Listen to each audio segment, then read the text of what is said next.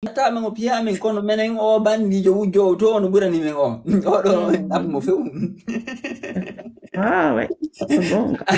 awa koni andi neddo huma don ko do won le plus réactif plus dangereux edi parce que hande kadi intégrino on mentalité do nder men woni ennemi men andi no wa sanari occident do koy pay ko benta sibi sube famille ji traumatisme ka famille ji be nyanda e nder centre ji andi wobe mabbe ay be jette ladde be barmintinno hara ko be désordonné ka hakkil be wala be numa ji psychologie andi be wonta ennemi de même Ouais. be jetta doroguji be wada piiji hara wonde be fala wartade suicidade si fadi piiji be wonta gagne hoore mabbe ben donc o gagne hoore mabbe e gagne luttube ben kadi awa kala ma hebudo traumatisme trop ko non évoluer awa leñol kadi ko non way communauté men enen fulbe ben particulièrement ngini andi Fouta Djallon ko gera don ko yimbe be nganda histoire mais ko gera Fouta Djallon ko fulbe luttube ben hebal dum parce que ko be hari be wawi Fouta Toro yani Sénégal Mauritanie har be coloniser français ben coloniser don portugais ben coloniser Guinée Bissau Ouais. anglais ben coloniser Gambie do e Sierra Leone français ben coloniser Sénégal do e Mali et donc hari ko Fouta Djallon tulutti ko harbe huubi to be waaw fop ko ene sakita waawede en fait ko dum wadi sey ko be geri don ko be geral sifa dum haynugo Ko ɗum be habbitino don ko yo dan ne few parce que dan no ko do woni poste de résistance ko do woni poste de résistance la plus solide e der ko be heji Afrique kon fop Ouais. ko en 1896 be 14 novembre be wawi Armand Bokar Biro 1896 c'est à dire que doubi nay avant 1900 ko 1958 indépendance wadi ça veut dire que ko 62 ans colonisé en tout environ 60 ans de 60 ans colonisé en tout ko ene sakkita volede kono e kun période dum to so kun don des générations don be habbitino be ko be mudu don be ko be geri don kon be be wari fidi wali ko yata temetta to warama nder Fouta Djallon école ji ko yata temedde joyi fermama dude yani ko fotondirta hande ko wata inde de université ji ko dum ko dégaji ko ba don ko yilti non maninkajum ka dari don be continue parce que woli du nani hay Sékou Touré tammu hari so invite hobbe wono président be ma goddum international ko jettube wona balabe be yaabe mobindira rewbe labbe be fijira abbo mi sifomna min ko to woni kame mere ɗum ko wanon ko ɓe o agression 1970 waɗi ko ɓe pandi yimɓe ɓen ɓe sendituno ɓen mayɓe ɓe naɓi ka kala région minen min doguɗo men yeyi min yiyoyi ɗum ka permanence laɓe kam mi yiwno ɗum miɗo traumatisé ha kam mi woni ɗo si mi miijitiki ɗum ɗanotako ɗum noon ko an kelande ni ɗum agression o waɗi 70 ɗandi parce que andi hay hankitulan yeɗo ɗo discours selludalen reportage um ka wonno expliquede ɗin kaji par ce que kadare ko pay ko on tumasi ko mene ɗum ko he ɗi gari on tuma kon pay kunto so kurni men fof min dogguno men jokki ɓaɓe innayno yimɓeɓe yo yaltu yaha yiyoya ayi andi noon ko pay koye ɗon to so koyni on tigi woni traumatisé andi noon ɗum ɗon non seulement ɗum noon traumatisé communauté fop ça veut dire que ɗum noon inako traumatisme neɗɗo goto andi si tawi communauté traumatisama un certain nombre no wawi considéré communauté on fop traumatisama et puis kadi yilde kadi koɓe jiiɓa eno rewɓe ɓen toon par ce que affaire permanence ji yawgol ama adda kala laamiɗo par ce que on tuma si déjà hari giba on tuma si gouverneur laɓe hina pullo ko taw honno mi jaɓanama ɗum fewndo makko ko kondejo ɗum après ça la o adduno ɗon goɗɗo goo laaminoɗo collége on ɗon ɓeynamo Émile Cissé voilà ɓa on ari laɓe o uddituno ɗon collége o udditi ɗon collége e nder village takko ka wiyete Popodra o innitiri on l'école ɗon honno ɓeyngu makko o inni ɗon Kalidou o ƴettayno ɗon jiwɓe woɓɓe ɓen hay ko nene gotoɓe na ɓe ɗon waɗi internat o créé on internat ɓen mi anda siko jiwɓe jeego kako yonoɓe jeego ɓen ɗon o ƴetti ɓe waɗi ɓeygu makko ma o nangama hay ɓen ɓe nangano ɓe waɗoyno kam mboaro kamɓe makko on Emile Cissé on ala ko waɗani laɓe joni noon on andi noon ko ɗum andi yimɓe ɓen fof anda ke traumatisme leñol ɓuura hewti traumatisme hoore rewɓe ɓen par ce que ko rewɓe jiiɗoto kadi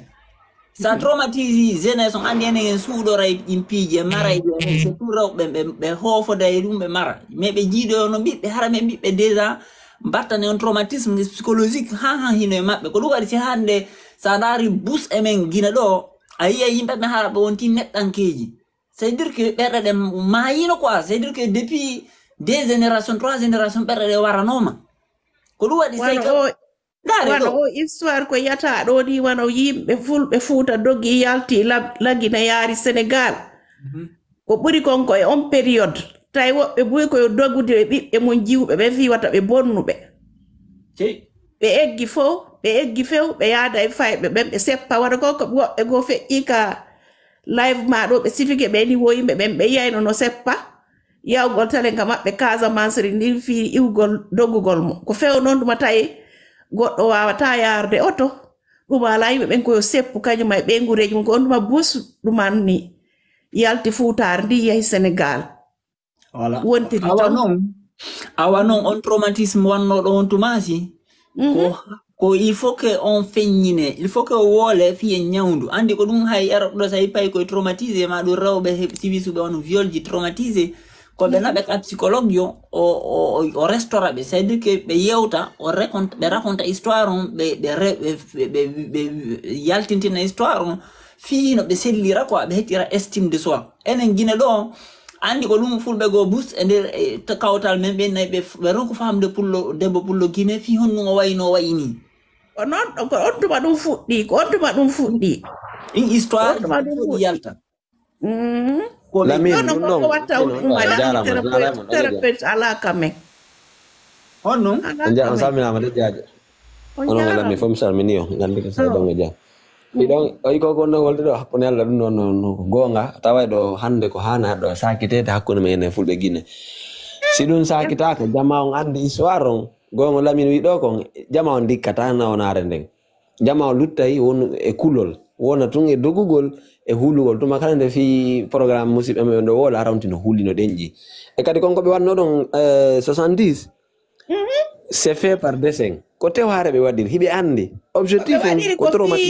ukkugol yimɓe ɓen kulol hara e goto dartotako mo ko ɗum o waɗiri goto dartotako andi har ko diwal o yi Petit Bari ay ka deftere Petit Bari ɗo ay Petit Bari ɗo mo woni ka deftere makko mo sifi ɗon piiji Petit Bari nde deftere nde o yaltin ɗo ɗe balɗe ɗo miɗo janga nde page gon to hakkude en Allah Lamin si a wiyama ɗum waɗi Guinée a holtako kono ɓay onnon ko tewmo en oculaire himo wuuri mo selli o windi ka deftere makko o seeditike kadi piiji ɗin Lamin c'est tellement inconcevable sifano en ɗo yimɓe ɓen nana ɓaytina fof ɓe waɗa feere janggo e joni happolam mi yami juula noon mi ara min ngale jugoni ɓe noddini mi yami juula mi ara quoi ok o andi sa yi wano kadi on no innantela c'est-à-dire histoire men on Fuuta no woni compliqué ha waɗa ɓuri kon kadi ko honno waɗi yimɓe buy eggi hari Fuuta Jallo ka fulawaji men yimɓe ɓen ko newgol andira après konko waɗi on année honno 1970 ɓa ɗum ɗon feƴƴi dans les années 1974 15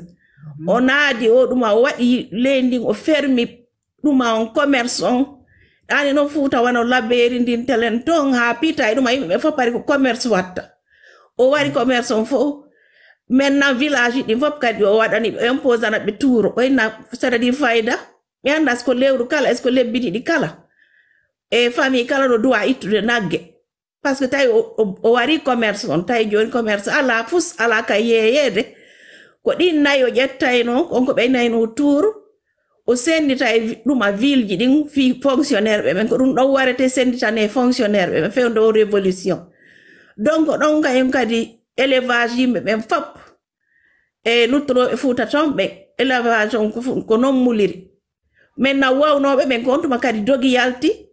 yaltida e daabeji mo yara tele wano Guinée Bissau woɓɓe ɓe yaari Sénégal woɓɓe yaari Saralon mo kala heɓi c'est-à-dire fo saaki c'est-à-dire ɓeji ɗin sifotako quoi sifotako wano yimɓe no yiyaɗo enen e yiɗa kam men donc si tawi woni a heɓi on traumatisme ji fop a heɓi nokko ka yaha wona an e ɓe guure ma nden an e nakko e ma e ɓe o e ma taw ala ka yettotoɗa traumatisme soroma e mama soroma ha hande no ma goyi jokkete comportement ji tanirama ɓen hiɗa wawi yitude battane ko heɓuno mamaɓe ma ɓen ko yoni gonko yiwɗa ɗon kadi on kadi on révolution makkadi ɓawo waɗi kadi o nangi ɓe ministre ɓe yandas ko 1976 Aliou Dramé e ministre ɓe Bush on tuma o yaltini slogan ɗum mi wona goɗɗo go watala yetade ɗum waɗa Allahjine bimmi kala si mi yehi ka ƴawnugo drapeau koye men wowlugo woɓɓeyna a bas le racisme peul bimmi kala ɗum go l'école ji lagine ɗin fof koye wowlu Fuuta kadi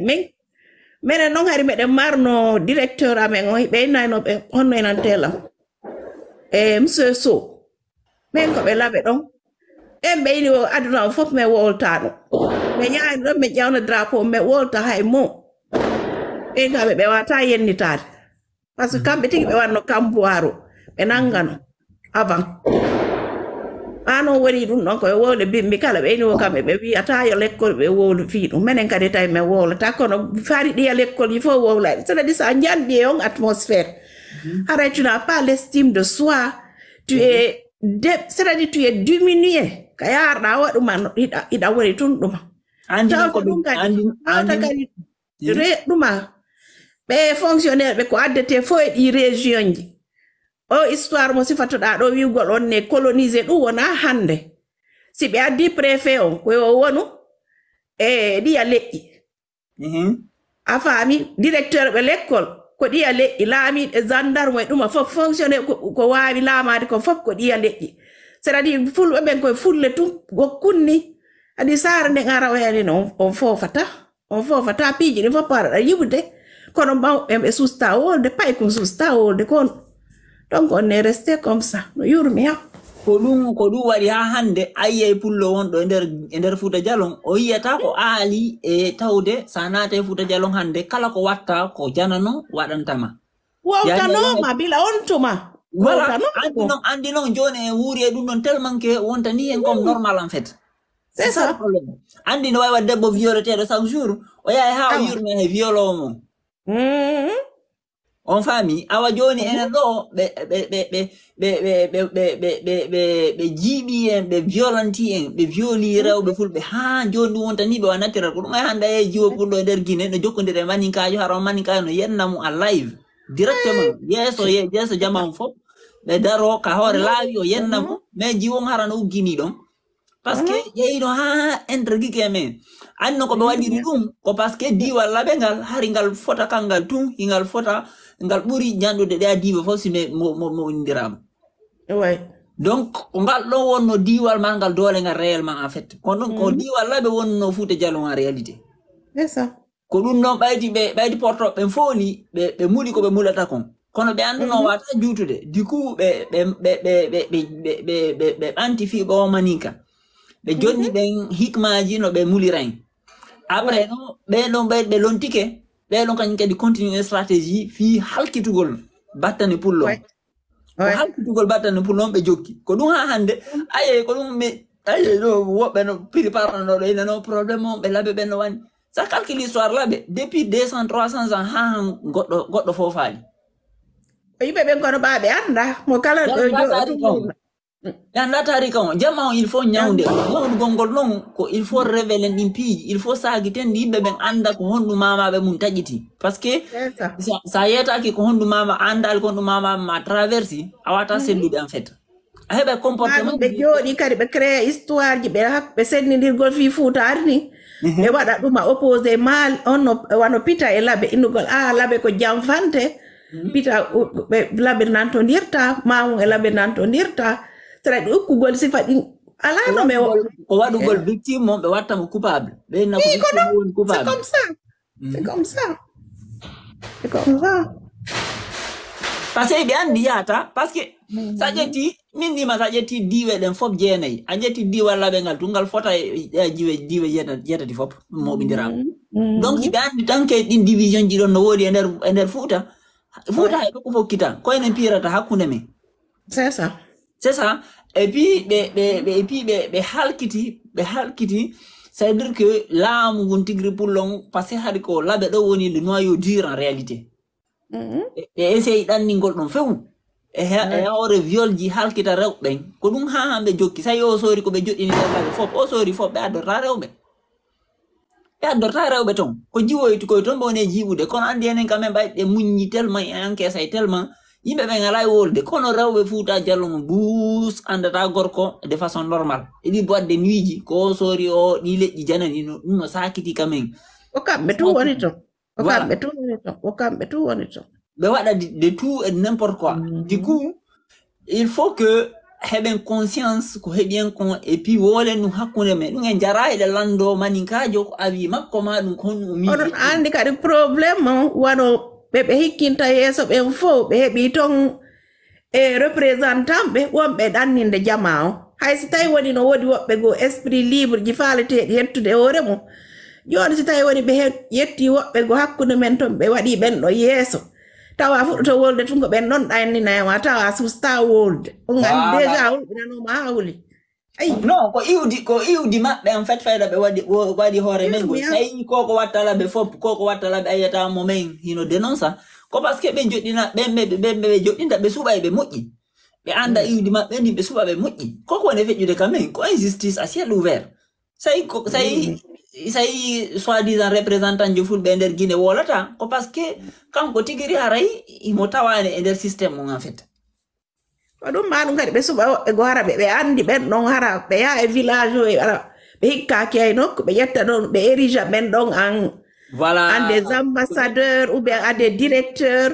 ɓe waɗa ɓe ɗuma donc luttuɓe ɓen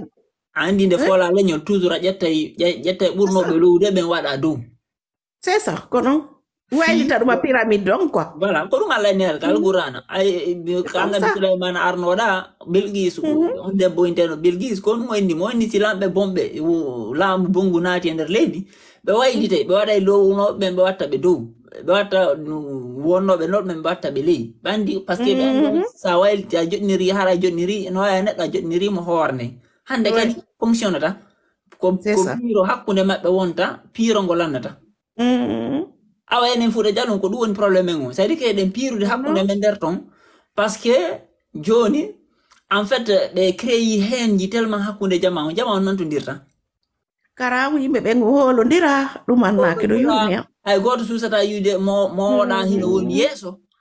o yi et puis hay jannguɗa heɓuɗa titre jiwa hon on tigui ma wakkiliɗa ha hiɗa andi si a yeehi ka yeeso autorité si tawi woni a suudu a yaaliɓe c'est à dire tu n'es pas corrupteur, tu ne peux pas avoir ce que tu dois avoir. Aïe. Un système là aussi, c'est grave. Un système que c'est que andi non le point central, correct? Le point central, il y a ça les diplômes comme machin, une forme, c'est secondaire. L'égnol, imitota ko sita yi rebo mum ben hetta li valeur. C'est clair et net. Parce que on tigere faamu den impi andi donc be adi taw be lani bonnude si be dum manni voilà la canton hari debbo jombaado be violay mo sewya na kanko wayanene fewno makko na kanko senda eno rewbe jombabe ben o jak so yi debbo labado o senda on tige modi mu o hara fo no andi goddo susta wode ko rakire do ko waro fewndo nanga do ko kanko e debbo mo men jombaado légalement hari on fo no andi ludi be lagine do o jatti o modi mu afa amiga si tay woni o hewti ka o araka on ko debbo gorko yalto jam kido yalka kawtal ha o ya baaw nangama ko be hono yantela baaw maayi de dani be nangon sibbe makko ben ko on debbo nangano ben makko ba nangama ko seedani nangano go yaccita ko on debbo nangano fo no andi fi makko ko nakere ko mi ala wonde a faami ka mo Sékou Touré homo dinemu on hay o lammino kanko o lammino ka banque central ɗum fof no andi fiyo ko wonno officiel o so yaltude ɗo mo yawde hari ka sakkito ɗum ɗo simo yawde e ɗumaji makko ɗin wonno ɗum yete simo yawde e leyɗe ɗen ko kanko o yaadayno fof no andi ɗum ko feƴƴi kamen kon sifotako ko ɗum non il faut que enen ɗo alhamdulillah ala deni réseau il faut que enen tigi pousse en pijiɗi à travers réseau parce que ko jeunesse o woni important touchugol ɓe mawɓe c'est ça enen ko fimen on feƴƴi ɓeeɗa ɓete anda voilà jeunesse no jiiɓi no jiiɓi gis no luuɓi te le combat on hina ɗiɗi ko combat on ko rewɓe hettata dignité mum il faut revaloriser rewɓe hetta dignité mum ɗum noon ko fi yo ko ɓeɓe findine e ko ɓe sibisi ko voilà prière et grâce jarama oui a hiire jam on kiire jam jam tan joni awa Lamin merci joni mi accita ɗum ƴetta kadi goɗɗo go ok a jarama foti franchement ko sabu ma sa mi dartori ɗo ɗi démartement o jarama foti merci beaucoup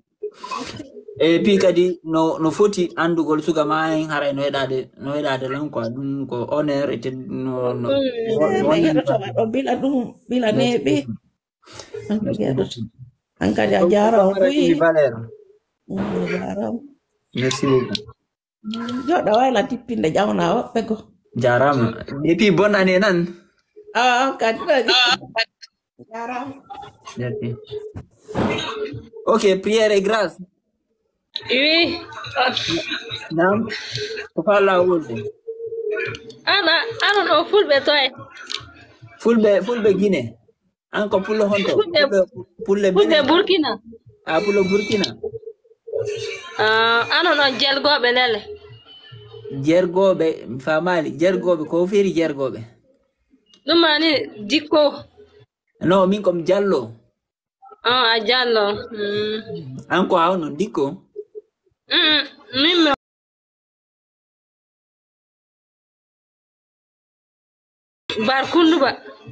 Barkunduba ɗum ko honto kaka ka sud ziyare na sa yadduke Barkunduba fu ziyare wa ziyare ɗum ko telle wedra Wagadugu ka Bobo Dioulasso ka Jirgu so a wari Wagadugu après Wagadugu ziyare ok ziyare Barkunduba ɗiɗon e jam ton ɗiɗon e jam ton jamni jene ba nane ko yuɗa e honno fulɓe ɓe woni ton ɗo situation mum o honno ɓe waɗi ɓe alan haɓude trop fan ɗo onon ka wonɗa ɗon ɓe alan haɓude trop mi waɗa ton joni Abidjan Goudou mais Abidjan Goudou Abidjan wonɗa ayo ok alhamdulillah parce que joni ɓe haɓude fulɓe ɓen Burkina to moƴƴi miɗo nodda ɓe fulde ɓe yiri kona que ça va kon na moƴƴi jonka ok ɓe ala haɓede famille ma o min noddi wat fu miɗo nodda yimɓe amin wonɓe toon min kalla VDP ɓen lorrali ɓe toon Allah wallu fulɓe ni julɗe ni a wawi waɗude fulɓe et puis fulɓe hani nangorira aussi nangorira fa woɗa amin surtout fulɓe wonɓe ladde ɓen tampi wonɓe lesaɓe ko ɓe tampay ko fulɓe wonɓe ladde ɓe ɓuuri tampude parce que bomɓe ɓe waɗanna hukkoɓe wa mais sona woodi lesade fuu a nanata fay gooto mais na woodi ley ladde ton fulɓe tampi hunde yimɓe na tampi to hunde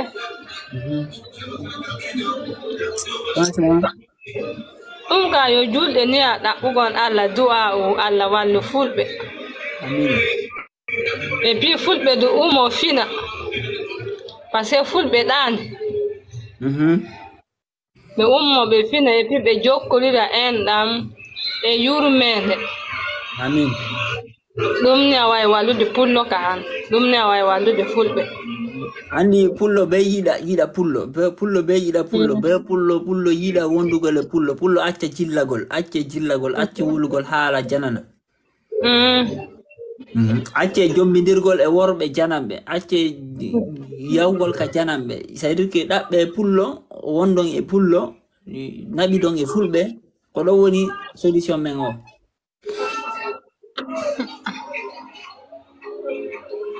En tout cas, là, le full bénin. Encore wonda ko Abidjan.